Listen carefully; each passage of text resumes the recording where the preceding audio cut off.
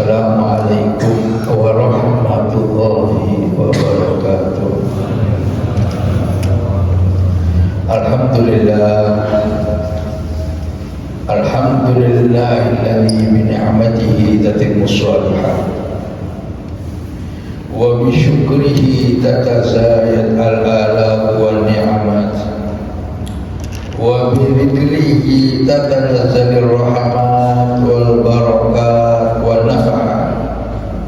Allahumma salli wa sallim wa barik ala abdika wa rasulika sayyidina maulana Muhammadin sayyidis sadat imamil qadat wa afdalil makhluqat sallallahu alaihi wa ala alihi wa ashabihi wa azwajihi wa ahli baitihi wa dhurriyyatihi wa tabi'in ulil darajat wal karamah. Amma ba'du, para hadirin hadirat, para bapak ibu sedherek-sedherek jamaah rawatib Masjid Rahmatullah, ugi para pegiat pengawasan sedaya mawon mugi-mugi pinaringan derajat kamulya ngarsanipun Allah Subhanahu wa taala. Mugi-mugi barokah sapa kita dadi majelis-majelis ilmu, remen kita dalem ahli ilmu wal ulama, remen kita dhateng kanca-kanca ingkang sesalihan naos. Mugi-mugi nyebabaken tambah barokah urip kita, mugi-mugi nyebabaken sehat walafiat sedaya, mugi-mugi barokah kehidupane, barokah rezekine, barokah umure, barokah amale, pinter-pinter putra putrine, mugi-mugi dikembalaken sedaya kejaba teng donya lanjut dhateng akhirat. Insyaallah daya kumpul bi barakatil ilmi wa barakat ahli ilmi. Mugi-mugi kula panjenengan sedaya kumpulaken wonten jannatul firdaus jannatul rabbil alamin. Amin Allahumma amin bi fadlihi wa mannihi ya akramal akramin wa bi jahi habibihi wa rasulihi sayyidina Muhammadin sallallahu alaihi wa ala alihi wa sahbihi ajmain. Amin Allahumma amin ya rabbal alamin. Para bapak ibu saya kang kula hormati, monggo kita awali majelis kita niki lawan niat itikaf nggih, wa menawa wonten sing lali. Bismillahirrahmanirrahim. Nawaitu itikaf fi hadzal masjid sunnatan lillahi ta'ala.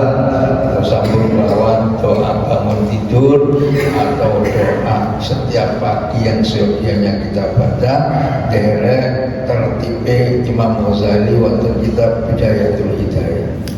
Mungkin pengkada sing apal, kula butuh kopi malih, mbok menawi wonten sing dereng apal. Ampun apal sedaya insyaallah nggih. Amin. Allahumma kita apal nih supaya awali isu menyambut sekarang pagi kembalinya fungsi-fungsi organ tubuh kita dengan memanjatkan syukur kepada Allah Subhanahu wa taala dan ikrar tentang kekuasaan Allah Subhanahu wa taala. Bismillahirrahmanirrahim. Alhamdulillahilladzi ahyana ba'dama amatana wa ilaihin nusyur. Asbahna wa asbahal mulku lillah wal azamatu wa sultanu lillah wal izzatu wal qudratu lillahi rabbil alamin. Asbahna ala fitratil islam wa ala kalimatil ikhlas wa ala dini nabiyyina Muhammadin sallallahu alaihi wa alihi wasallam wa ala millati abina Ibrahim hanifan musliman wa ma kana minal musyrikin. Allahumma inna nas'aluka an tab'athana fi hadzal yawm ila kulli khair wa a'udzu bika an ajtariha fihi su'an aw ajurruhu ila muslimin aw yajurruhu ahadun ilayka. Allahumma bika asbahna wa bika amsayna wa bika nahya wa bika namut wa ilaika nusyur. Allahumma inna nas'aluka khaira hadzal yawm wa khaira ma fihi wa na'udzu bika min syarri hadzal yawm wa syarri ma fihi.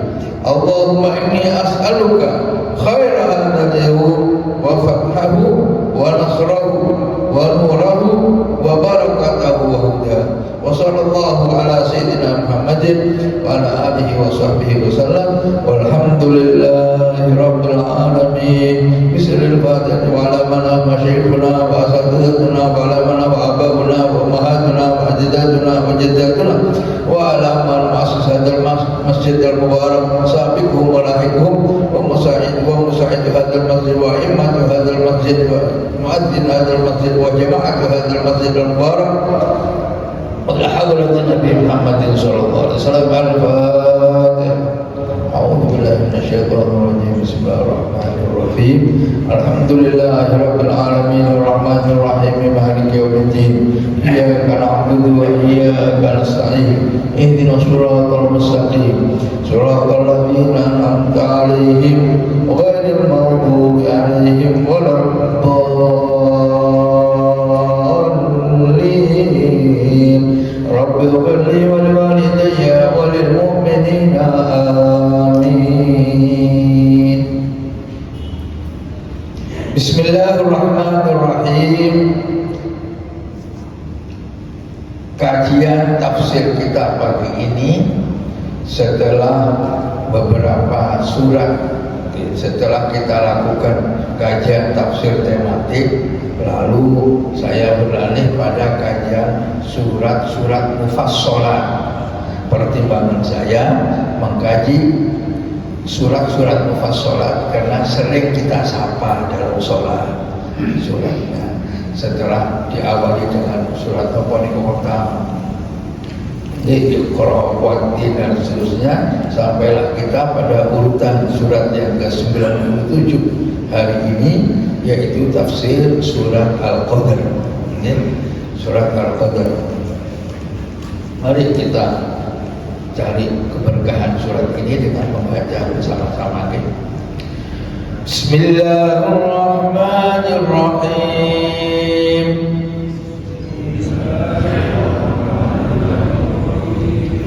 Inna anzalnahu fi lailatul qadr.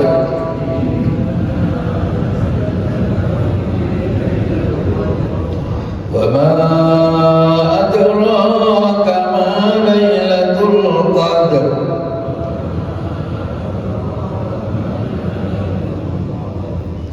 Lailatul qadri khairum min alfi syahr.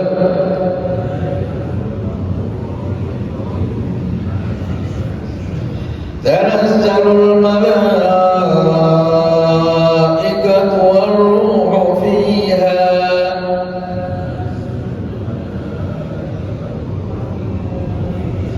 bi'izni rabbihim min kulli amr.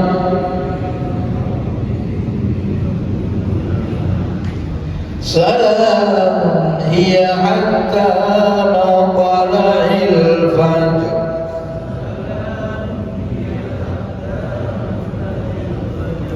Shadaqallahul azim.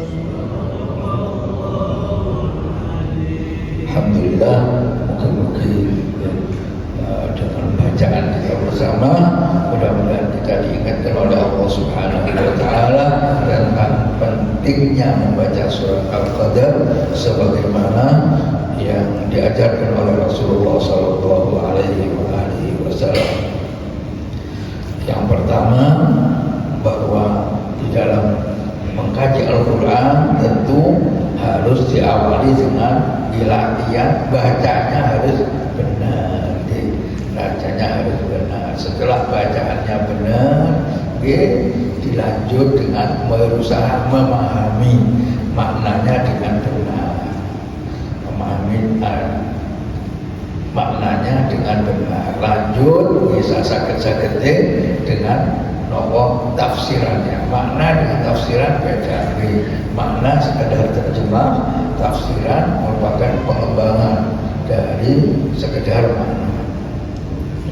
Surat Al-Qadr ini termasuk surat yang dicintai oleh Rasulullah SAW karena memuat satu hal yang merupakan kekhususan bagi umat Nabi Muhammad SAW, yaitu pertama tentang peristiwa turunnya Al-Quranul Karim, dan yang kedua adalah anugerah tentang berkahnya umur daripada umat Muhammad SAW yang diberi kesempatan suatu ibadah yang dilakukan pada malam Lailatul Qadar itu nilainya jauh lebih mahal, jauh lebih bernilai daripada ibadah yang dilakukan 83 tahun 4 bulan. Tuhan kula 1000 bulan itu 83 tahun lebih 4 bulan.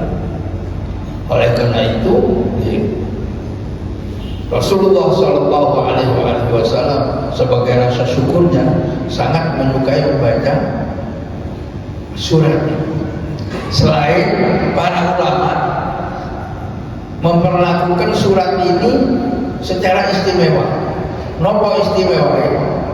Nanti setelah kita mengkaji tafsirnya, kita akan tahu bahwa surat ini membuat gemetarnya makhluk-makhluk jahat, termasuk setan.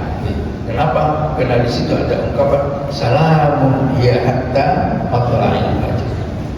Masing-masing surat, sebelum saya masuk ke dalam materi tafsir, saya ingin mengkaji dari sudut sampingan dari khasiat daripada surat Inna Anzalna. Satu di antaranya adalah para ulama mengajarkan, minimal pulau menerima ajaran dari guru saya itu, kalau seorang ibu akan melahirkan kok sulit, niki nyoto pernah saya alami. Dan saya disambati teman ketemu di rumah sakit, coba bacakan Inna Anzalna, asalnya sulit langsung nopo lancar, bukan si Joko mau, bukan si Ciluru, baru bacakan Inna Anzalna, akhirnya masya Allah barokah bacaan Inna Anzalna lancar. Itu nyata, saya alami beberapa tahun. Yang kedua, saya mengalami kenyataan. Pada suatu hari tetangga saya itu sambat, cucunya itu kalau nangis sampai kaku, kalau nangis sampai kaku, malam sampai subuh terus kaku, akhirnya sambat, nomor Pak Haji, coba sambat, bacakan surat Inna Anzalna. Tentu ya terbut sama bacakan saja di depan anaknya, terus sama baca. Tiba itu anteng bukan nangis. Oh setan Melayu banget. Allahumma sholli ala Muhammad. Surat itu barangkali mau diamalkan kok. Surat Inna Anzalna ini merupakan surat yang ke-97 di dalam urutan penulisan di dalam mushaf Al-Quran. Meskipun turunnya surat Inna Anzalna ini termasuk awal, sehingga terdapat perbedaan pendapat di antara para ulama mufassir. Ada yang menyebut surat Al-Qadr ini sebagai makkiyah, termasuk surat yang turun di Mekah atau sebelum hijrahnya Rasulullah SAW. Tapi yang lebih kuat malah di Madinah, tapi di awal ketika Rasulullah SAW baru beberapa waktu hijrah di Madinah, surat Inna Anzalna ini termasuk bagian-bagian awal yang turun di kota Madinah.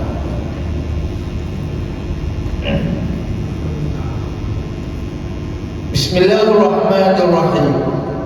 Inna anzalnahu fi lailatul qadr. Inna, sesungguhnya kami Allah Anzalna, menurunkan akan Al-Quran fi lailatul qadar, di suatu malam yang mulia. Al-Qadar artinya yang penuh derajat, yang mempunyai derajat tinggi. Al-Qadar itu dalam bahasa Arab Dzil Qadril Azim. Untuk salawat Allahumma ala sayyidina Muhammadin Dzil Qadril Azim, yang mempunyai derajat yang agung. Ini fi lailatul qadar, yang diturunkan fi lailatul qadar, di dalam malam yang penuh derajat. Ini termasuk langka. Kenapa langka? Karena Allah menyebutkan kata dhamir, tetapi tidak ada awalnya. Biasanya kalau nya itu kan ada awalnya.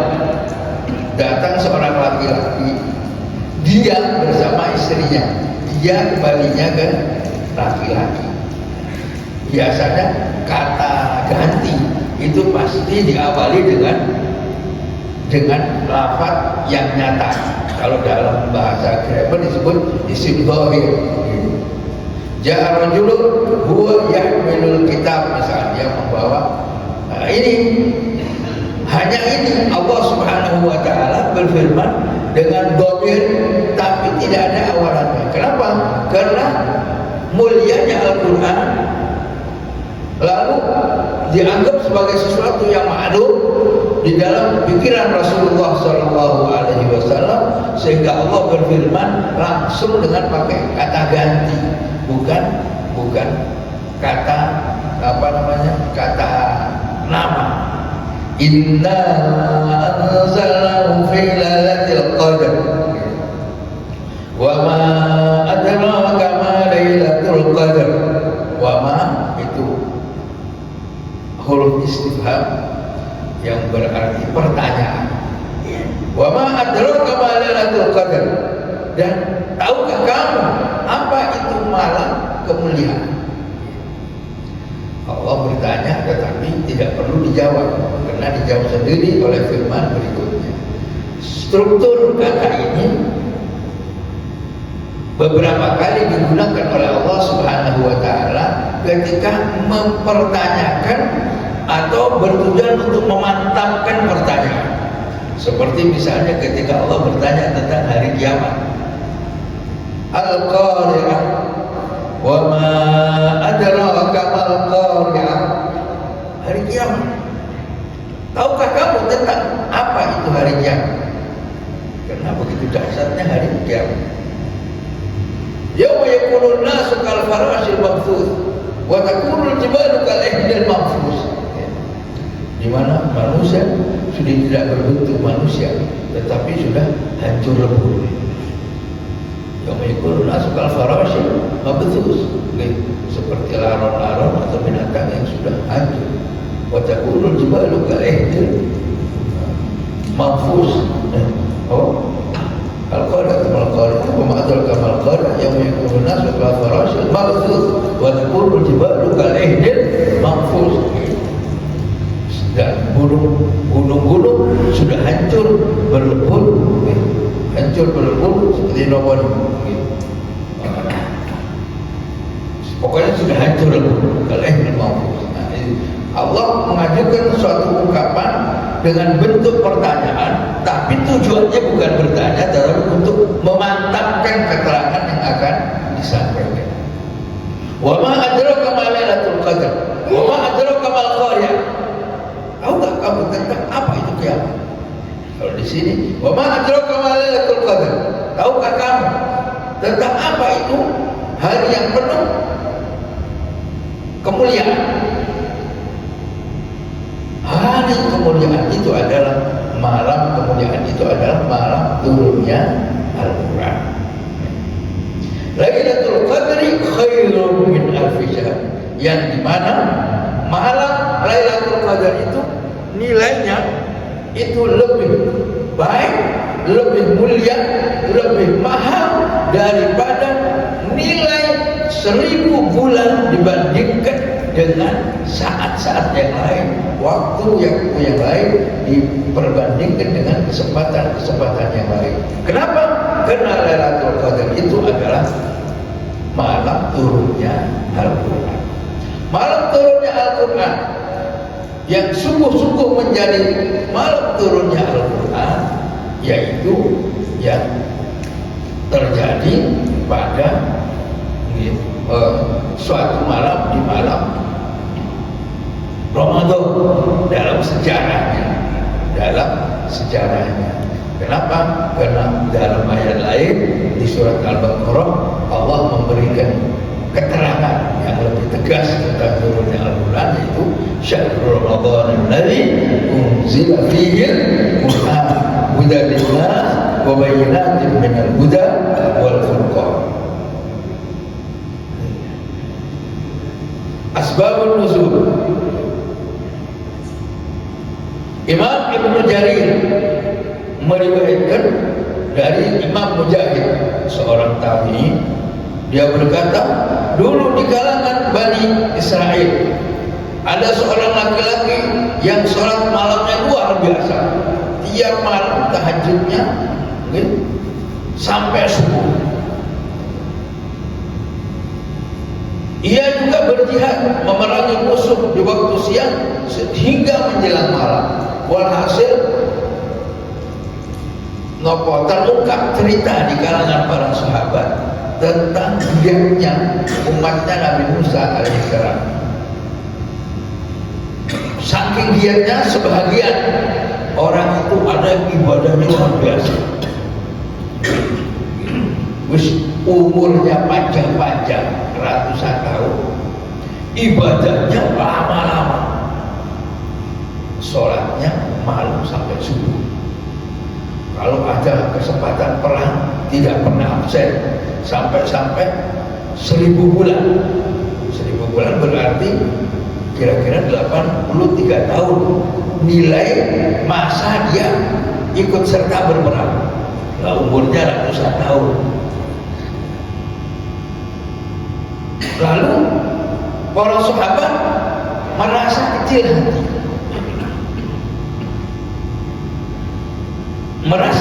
hati, tentang kualitas ibadah mereka. Lalu Allah Subhanahu wa ta'ala mencoba menghibur, membesarkan hati baginda Rasulullah sallallahu alaihi wasallam dengan menurunkan surat ini, yaitu surat Inna anzalnahu fi lailatul qadr. Allah mengungkapkan Lailatul Qadri khairun min alfi syahr.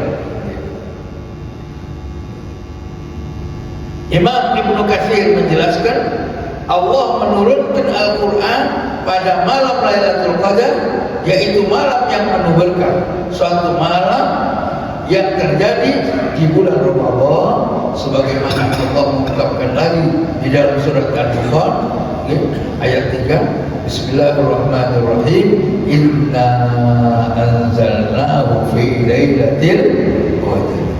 Inna anzalnahu fi lailatin mubarakatin inna kunna munzirin. Bahwa aku turunkan Al-Quran ini fi lailatin mubarakah, pada suatu malam yang penuh berkah, yang kemudian dijelaskan lagi di dalam surat Al-Baqarah pada firman berikutnya, yaitu Syahrul Ramadan alladzi unzila fil Qur'an hudan lin-nas wa bayyinatin minal huda wal furqan. Inilah yang disebut dengan malam Lailatul Qadar yang sesungguhnya, yaitu malam nuzulul Quran.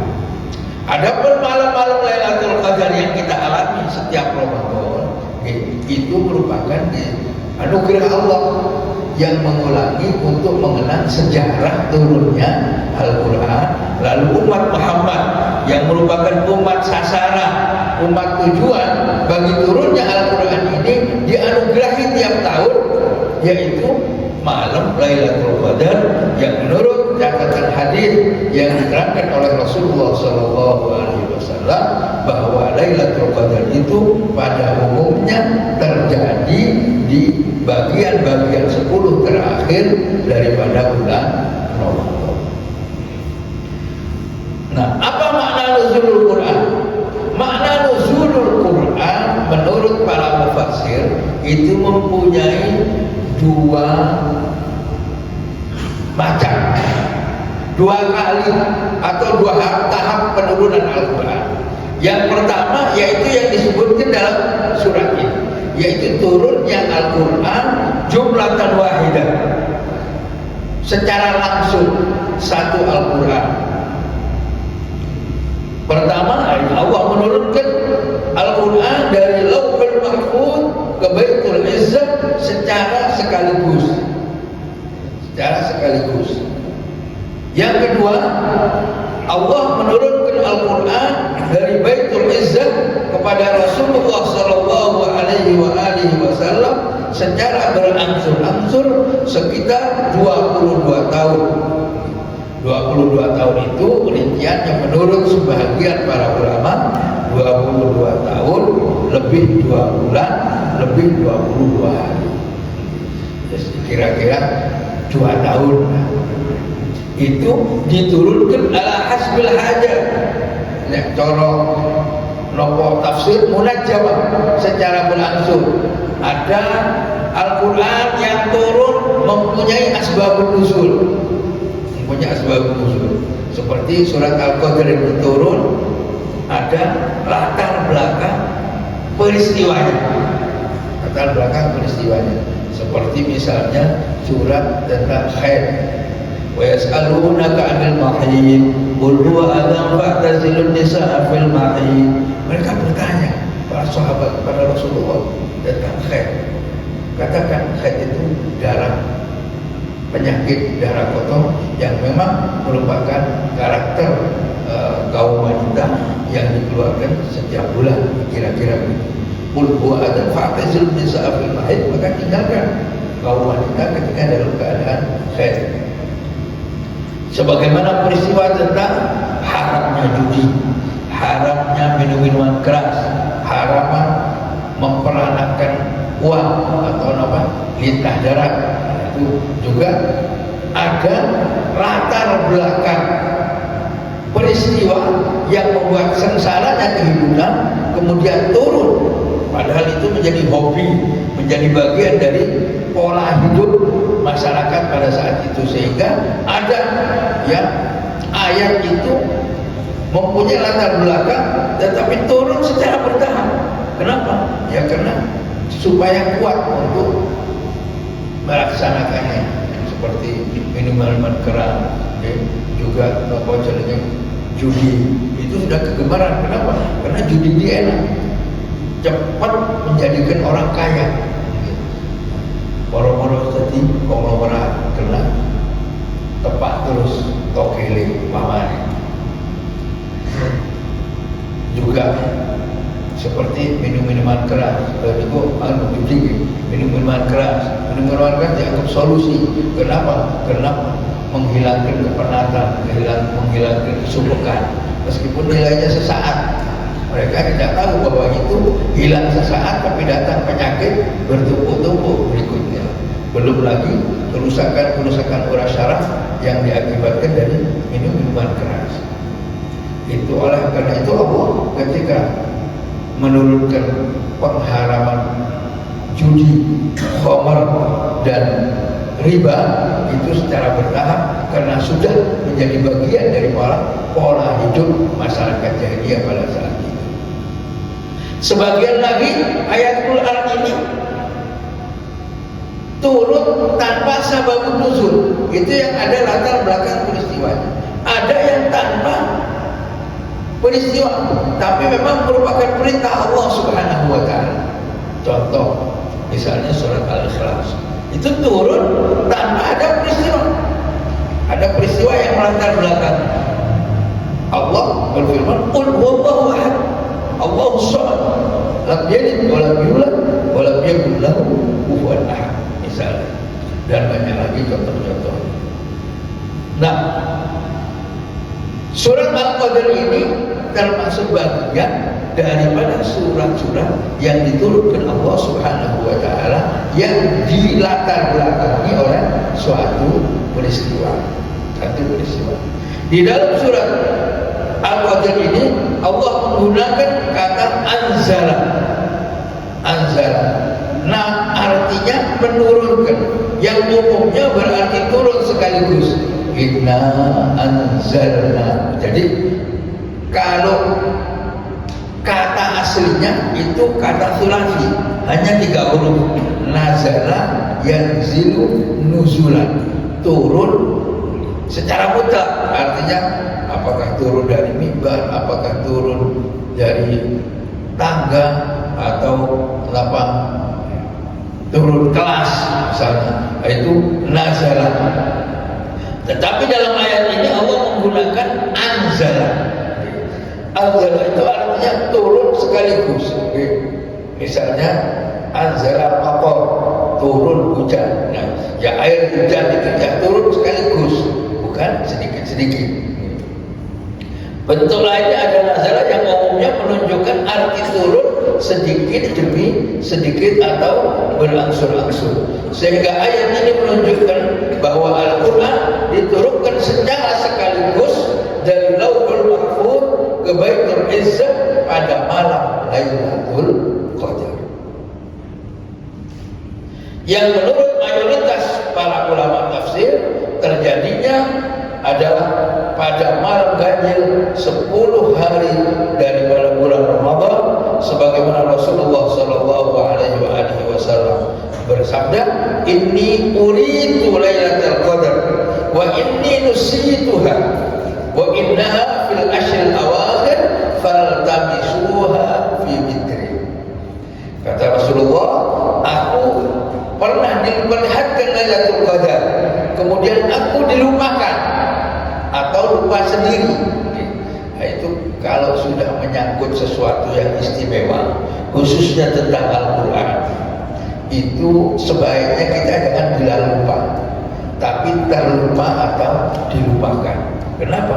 Karena kalau lupa itu mempunyai konsekuensi dosa. Apalagi pola elemen itu tercela orang yang menghafal Al-Quran kemudian lupa. Oleh karena itu para ulama berkata bahwa ketika seseorang itu lupa tentang sesuatu ayat-ayat Al-Quran yang pernah dihafalnya, jangan sekali-kali bilang lupa, karena itu artinya kita berdosa. Tapi kalau nusi itu saya dilupakan oleh Allah Subhanahu wa taala, atau dilupakan oleh nopo, itu insya Allah agak meringankan. Jadi betul-betul saya tidak sengaja melupakan, tapi terlupa. Kata Rasulullah, wa ini nusituha, saya dilupakan atau lupa. Kenapa? Karena ada hikmah. Rasulullah lupa peristiwa nuzulul Quran yang terjadi di bulan Ramadan itu tanggal berapa, tapi ingatnya pada bagian-bagian akhir daripada bulan Ramadan. Nah, supaya apa? Ya supaya kita umat Muhammad sallallahu alaihi wasallam itu rajin, semakin rajin beribadah buat terjaga nih malam tanggal 23 atau 24 atau 25 atau 26 dirahasiakan oleh Allah Subhanahu wa taala agar melipat gandakan kerajinan kita di dalam beribadah. Syekh Manna Al-Qurtubi termasuk ahli ulumul Quran menjelaskan dua pendapat tentang turunnya Al-Quran atau nuzulul Quran di dalam surat Al-Qadar ini. Pendapat pertama menyatakan bahwa nuzulul Quran yang pertama adalah turunnya Al-Quran sekaligus dari Lauhul Mahfuz ke Baitul Izzah di langit dunia, langit yang mendekati dunia, artinya langit yang paling bawah. Sebagaimana kita baca di dalam Mi'rajnya Rasulullah sallallahu alaihi wasallam dalam hadis Bukhari, bahwa Rasulullah menjalani Mi'raj itu dengan sampai kepada langit ketujuh melalui tahap per tahap, yaitu as-sama'ud dunya yang pertama, langitnya dunia yang paling rendah. Nah, disitulah ada suatu tempat sesuai dengan takdir Allah Subhanahu wa taala yang disebut dengan Baitul Izzah. Nah, turunnya Al-Quran dari Lauhul Mahfuz ke Baitul Izzah itulah yang terjadi pada malam Lailatul Qadar sebagaimana yang dimaksudkan oleh Al-Quran ini. Sedangkan turunnya Al-Quran yang kedua adalah yaitu turunnya Al-Quran dari Baitul Izzah, dari langit yang sama'ud dunya kepada baginda Rasulullah Shallallahu Alaihi Wasallam yang diturunkan secara bertahap, yaitu yang memakan waktu kurang lebih 22 tahun. Pendapat kedua menyatakan ayat ini menerangkan tentang permulaan turunnya Al-Quran kepada Rasulullah Sallallahu Alaihi Wasallam. Pelopornya adalah Amr bin Syarahbil Asy-Sya'bi, seorang tabi'in besar, ahli hadis, ahli fikih, dan Imam Abu Hanifah. Intinya begini, di dalam menyebutkan nuzulul Quran yang di bulan Ramadan itu, pendapat pertama ulama mufassir mengatakan bahwa yang turun di malam Lailatul Qadar, malam Ramadan, itu adalah Quran dari Lauhul Mahfuz ke Baitul Izzah pertama. Pendapat yang kedua inilah yang dipelopori oleh sahabat Ibnu Abbas dan beberapa ulama lain. Pendapat yang kedua, yang dimaksud dengan Al-Quran turun di bulan Ramadan itu adalah ayat pertama turun kepada Rasulullah SAW itu terjadinya adalah malam Ramadan, yaitu ketika Rasulullah SAW bertapa di Gua Hira. Jadi Iqra bismi rabbikal ladzi khalaq itu merupakan ayat pertama turun kepada Rasulullah, dan turunnya adalah di malam Ramadan. Itulah yang dimaksud dengan syahrul Ramadan alladzi unzila fihi al-Quran. Ini pendapat kedua, yaitu yang dipelopori oleh seorang tabi'in Amr bin Syarahil Asy-Sya'bi, termasuk Imam Abu Hanifah dan lain-lain. Ini saya nukilkan pendapat Imam An-Nawawi di dalam kitab Tafsirul Munir atau Murah Labi. Syekh Nawawi menjelaskan, Inna anzalnahu fi Lailatul Qadar. Ini adalah merupakan penurunan Al-Quran sekaligus pada malam Lailatul Qadar dari Lauhul Mahfuz kepada malaikat juru tulis. Dalam bahasa tafsir disebut Al-Kiramul Bararah. Al-Kiramul Bararah yaitu para malaikat yang mencatat Al-Quran. As-Safaratul Kiramul Bararah. Dalam hadis wonten nggih As-Safaratul Al-Mahir bil Quran ma'as Safaratul Kiramul Bararah. Orang-orang yang baca, ahli yang tepat di dalam membaca Al-Quran itu ma'as Safaratul Kiramul Bararah. Dalam hadis Rasulullah, hadis Bukhari, bersama-sama dengan para malaikat yang bertugas menulis Al-Quran. Walladzi yatata'ta bil Quran lahu ajrun.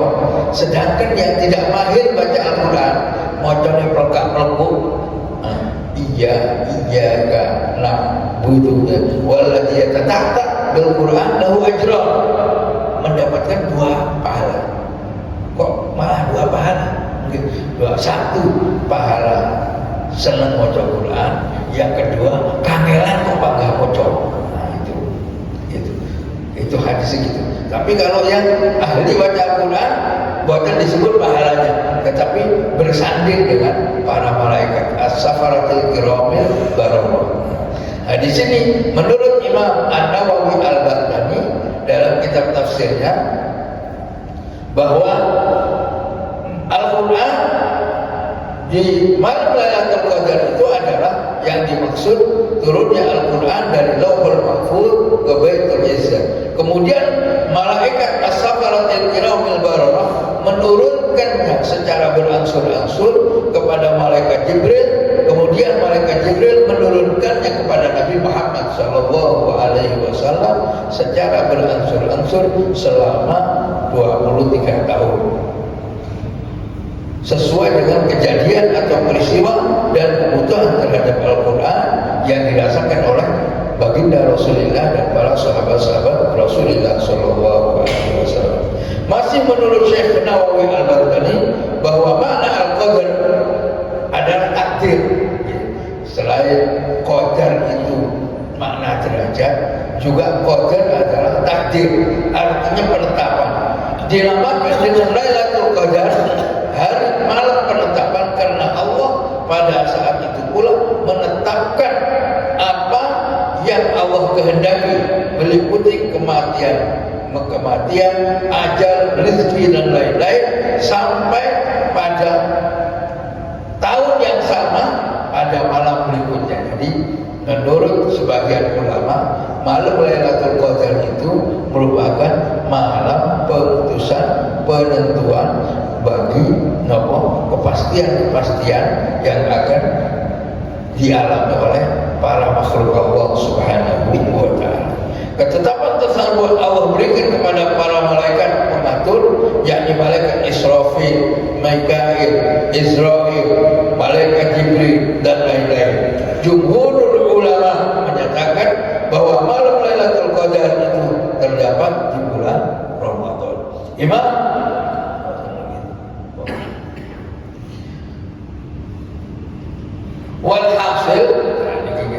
walhasil menurut Imam Nawawi, ayat ini menjelaskan tentang turunnya Al-Quran sekaligus atau jumlatan wahidah dari Lauhul Mahfuz ke Baitul Izzah yang berada di langit dunia. Peristiwa ini terjadi pada malam Lailatul Qadar. Ini pengulangan atau juga penegasan. Saya kutip, ini hanya mengutip saya dari tafsir Murah Labid atau tafsir Munir yang ditulis oleh ulama Indonesia, yaitu Syekh Nawawi Al-Barkani. Malam Lailatul Qadar itu lebih baik daripada malam 10 bulan.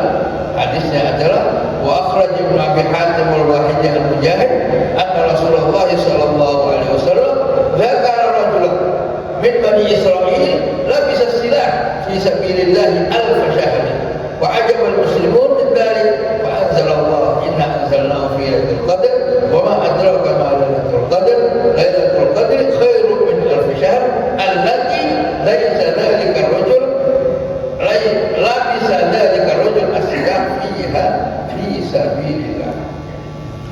Inti atau ringkasnya, Allah, sebagaimana saya kemukakan di depan tadi, Allah Subhanahu wa ta'ala ingin membesarkan hati para sahabat bahwa umat Muhammad sallallahu alaihi wasallam tidak kehilangan kesempatan karena umurnya hanya sekitar 63 tahun, tetapi bisa melipat gandakan isi kandungan dan kualitas usia itu dengan memilih waktu-waktu yang mahal yang diberikan kepada umat Muhammad sallallahu alaihi wasallam.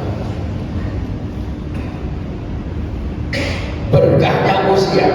Ini soal berkahnya usia yang kita dapatkan dalam Al-Quran maupun dalam hadis Rasulullah sallallahu alaihi wasallam itu diterangkan dalam beberapa hadis.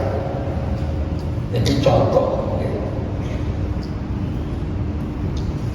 umat Kanjeng Nabi untuk mengikuti milah Nabi Ibrahim alaihissalam disunahkan berkorban dan pahalanya besar mungkin sebagaimana dalam keterangan-keterangan berkorban. Tapi kemudian Rasulullah sallallahu alaihi wasallam membuka kesempatan untuk melakukan amal soleh yang setara dengan korban itu, yang bisa dilakukan bukan hanya setahun sekali, tapi setiap Jumat. Setiap Jumat kita bisa mendapatkan pahala berkorban. Dan ini saking nopo saking senengnya Gusti Allah datang umat Kanjeng Rasulullah sallallahu alaihi wasallam. Lalu Rasulullah pun bersabda, mantap apa? Man roha fi sa'atil ula fa ka'annama qarraba badanatan.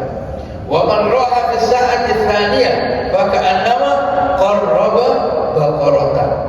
Wa man roha fi sa'atil tsalitsah fa ka'annama qarraba kabshan. Wa man roha fi sa'atil khamisah ula tsaniyah saja rabi'ah. Wa man roha fi sa'atil rabi'ah fa ka'annama qarraba dajajatan. Terakhir, wa man raha fi sa'atil khamisah fa ka'annama qarraba baydatan. Kata Rasulullah, siapa yang berangkatnya awal pada tahap yang paling awal pertama, maka pahalanya sama dengan berkorban onta. Kira-kira berangkat di jam 8 nang masjid, itu pahalanya setara dengan berkorban onta. Ini jam buat cocok lagi pulau buat sebelumnya waktu nanti apa terjadi. Rasulullah menyebutkan barang siapa yang pergi Jumatan itu pada tahap yang kedua, mungkin setengah songo atau jam songo, maka pahala yang didapat adalah seperti berkorban sapi. Barang siapa yang berkorban pada kesempatan yang ketiga, pada tahap yang ketiga, maka dia mendapatkan pahala setara dengan berkorban kambing.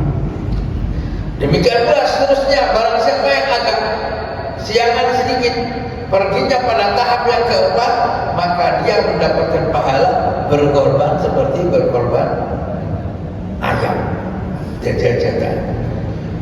Barang siapa yang pergi Jumatannya mepet 11 misalnya 11 si ayam itu ada berapa tinggi jam 11:04 faka'annama qarraba baydatan, maka dia tetap mendapat pahala yang setara dengan pahala berkorban, tapi korbannya telur dong. Berangkatnya jam 11:30 kurang 2 menit, maka dia mungkin gitu tapi do kececek. Fa'ida napa nudiya lis-shalah, kalau sudah dikumandangkan adzan tuyati suhuf, maka para malaikat pencatat Jumatan yang di pintu-pintu masjid itu menutup bukunya, mereka berebut untuk berada di shaf pertama. Yastami'unal Qur'an, mereka mendengarkan khutbah yang disampaikan oleh khatib. Nah itu, jadi umat Muhammad diberi kesempatan dengan usia yang 63 ini untuk melipat gandakan usianya dengan melipat gandakan amal soleh atau memilih waktu-waktu yang mulia. Contoh lagi misalnya kelompok jenenge keutamaan sholat ba'diyah isya. Di dalam kitab Targhib dan kitab hadis yang lain itu disebutkan man shalla arba'a raka'atin ba'da isya kana kaman adraka lailatul qadar. Barang siapa yang sholat ba'da isya 4 rakaat, maka pahalanya setara dengan orang yang mendapatkan malam Lailatul Qadar. Ini juga sesuatu yang artinya apa? Walaupun di dalam Al-Quran sudah ditegaskan malam Lailatul Qadar itu setahun sekali yang sesungguhnya, tapi masih ada kesempatan untuk meraih kualitas malam Lailatul Qadar dengan melakukan sholat ba'da isya 4 rakaat. Semua itu merupakan kesempatan-kesempatan mahal yang dianugerahkan Allah Subhanahu wa taala kepada umat Nabi Muhammad sallallahu alaihi wasallam. Saya lanjutkan sedikit lagi. Tanazzalul malaikatu war-ruhu fiha bi'izni rabbihim min kulli amr. Pada malam Lailatul Qadar itulah Allah Subhanahu wa taala memerintahkan malaikat Allah berkerumun. Kenapa berkerumun?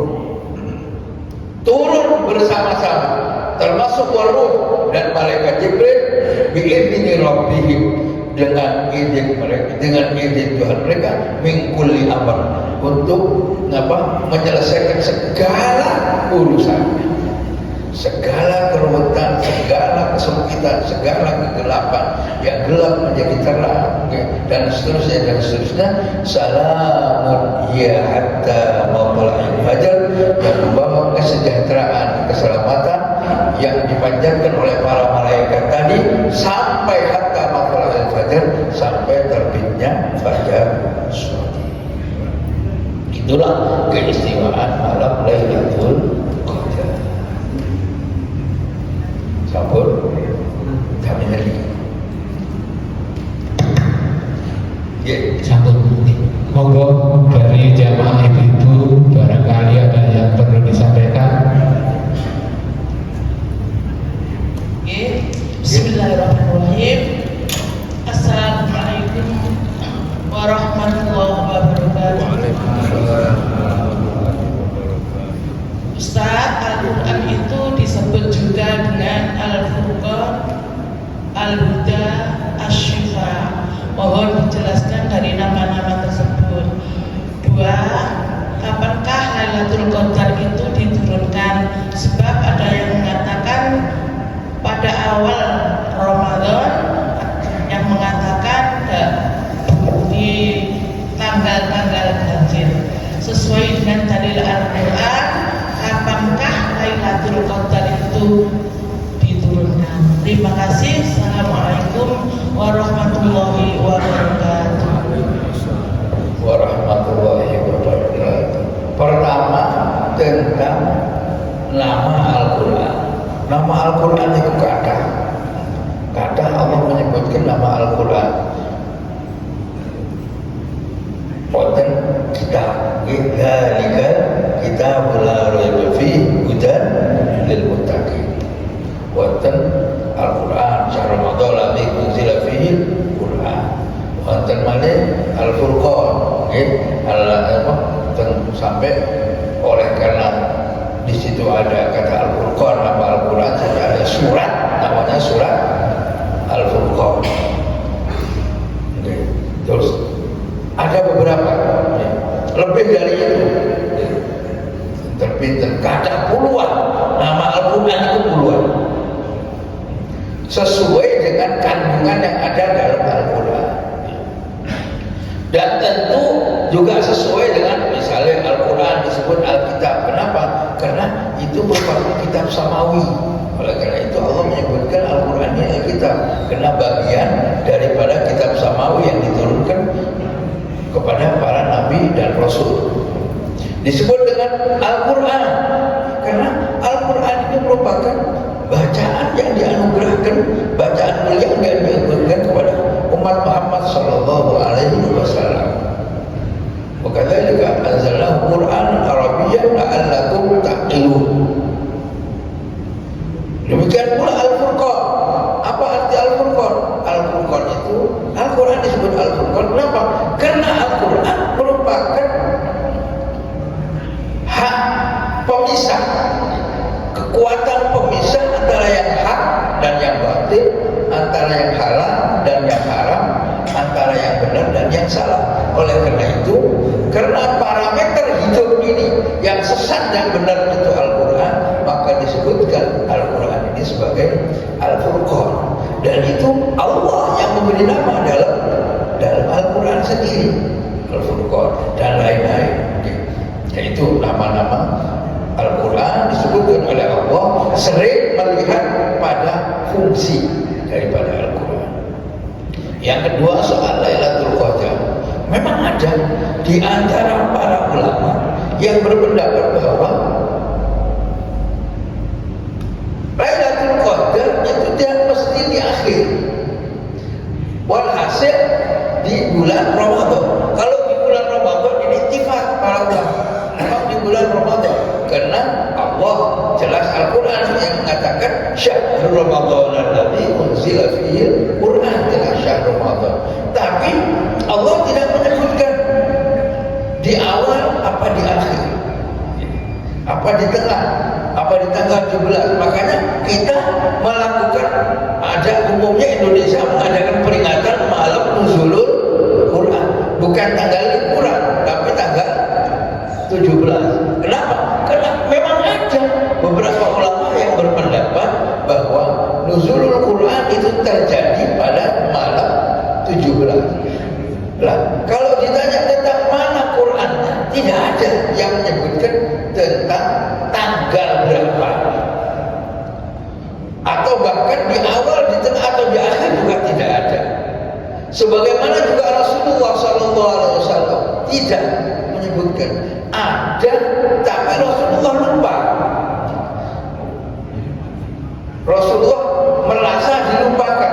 Saya pernah menyaksikan malam Lailatul Qadar, tetapi saya terlupa. Saya menduga itu di bagian akhir. Faltamisuha fi idrik, maka carilah itu di malam-malam ganjil. Ini salah satu hadis saja yang menjadi pedoman. Tetapi ada hadis-hadis lain, karena para ulama itu menyebut hadis lain itu secara umum, maka mereka berpendapat tidak. Jadi ada juga, tapi yang lebih banyak, yang masyhur di kalangan para ulama dan yang kuat, termasuk yang kuat, itu adalah bahwa Lailatul Qadar itu terjadinya pada akhir bulan Ramadan, yang merupakan pertanda bahwa kemuliaan bulan Ramadan itu ada di ujung akhir. Seperti ceritanya Sayyidatuna Aisyah radhiyallahu taala, karena Rasulullah sallallahu alaihi wasallam idza dakhala al-ashr al-awakhir ayqadha ahlahu wa shadda al-mizan. Adalah Rasulullah kalau memasuki tahap akhir daripada bulan Ramadan, syadda, mengencangkan tali sarungnya, ya sebagai metaforis terhadap giatnya beribadah. Wa aiqadha ahlahu, istrinya dibangunkan semua, para istrinya dibangunkan kalau sudah masuk akhir Ramadan. Kata begitu. Monggo dari Bapak barangkali ada yang perlu disampaikan.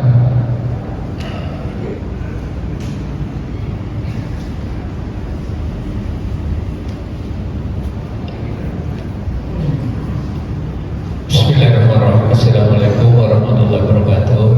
Bismillahirrahmanirrahim. Wala haula wala quwwata illa billah. Ustaz, tadi dijelaskan, sudah jelas kan? Keutamaan malam Lailatul Qadar dan kemuliaannya.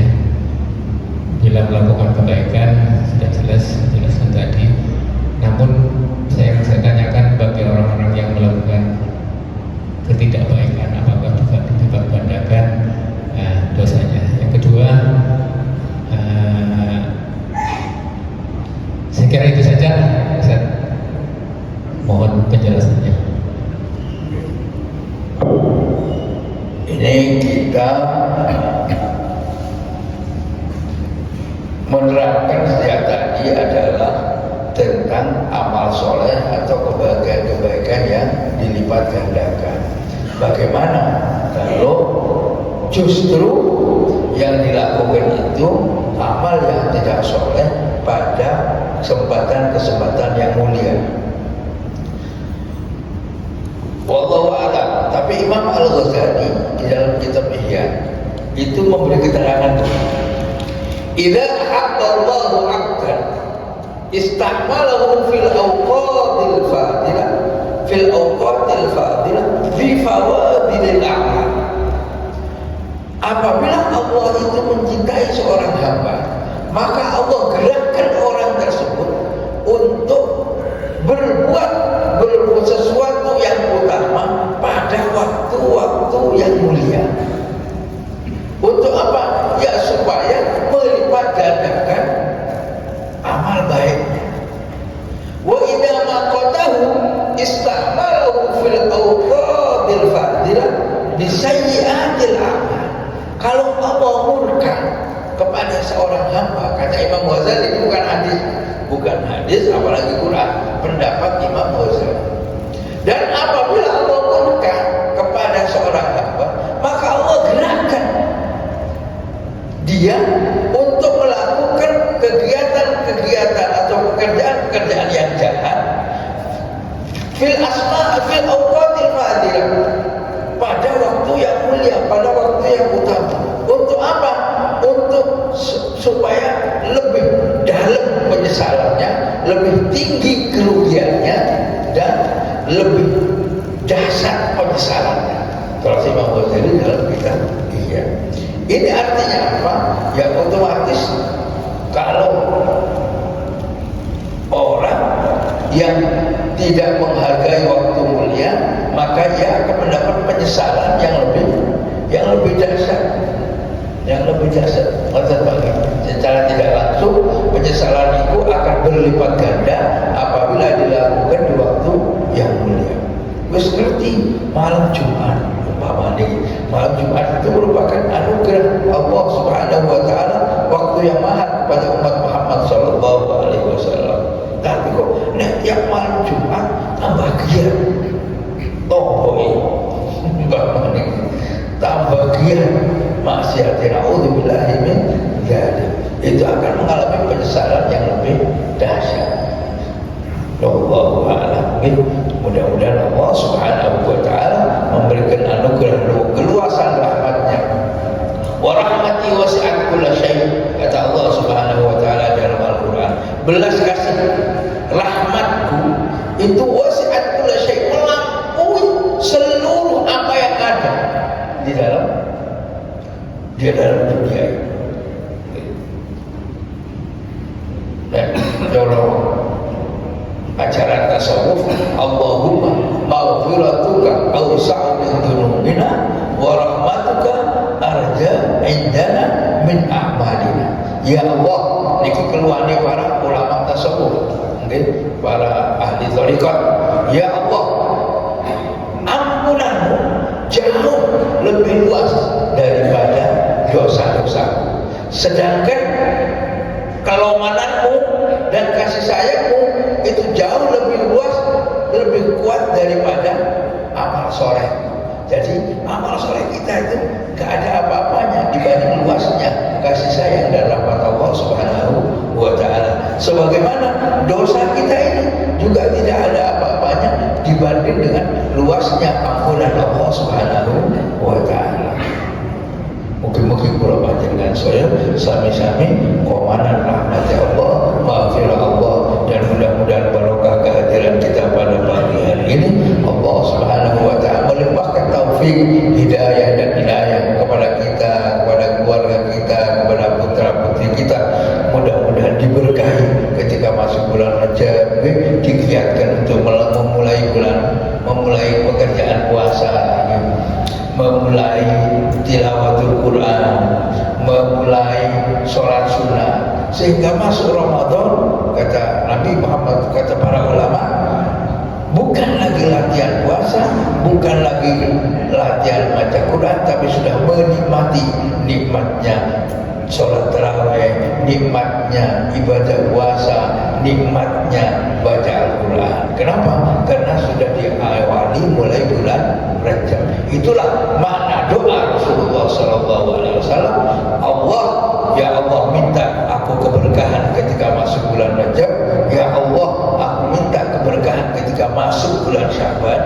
Dan ingat, Rasulullah gak minta lagi keberkahan bulan Ramadan, tapi wabalighna, ya Allah, aku mohon sampaikan usiaku bulan Ramadan. Kenapa Rasulullah tidak melanjutkan Allahumma barik lana fi Ramadan wa Sya'ban wa Ramadan?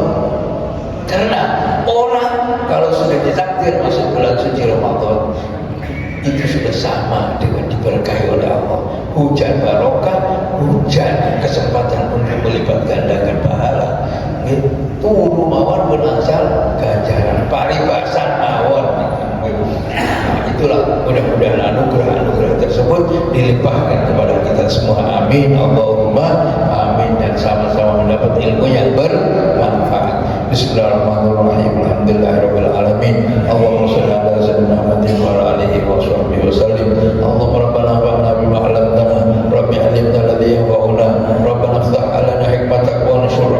من خزائن رحمتك يا أرحم الراحمين يا أرحم الراحمين يا أرحم الراحمين. اللهم إنا نعوذ بك من الهم والحزن ونعوذ بك من العجز والكسل ونعوذ بك من الجبن والبخل ونعوذ بك من غلبة الدين وقهر الرجال.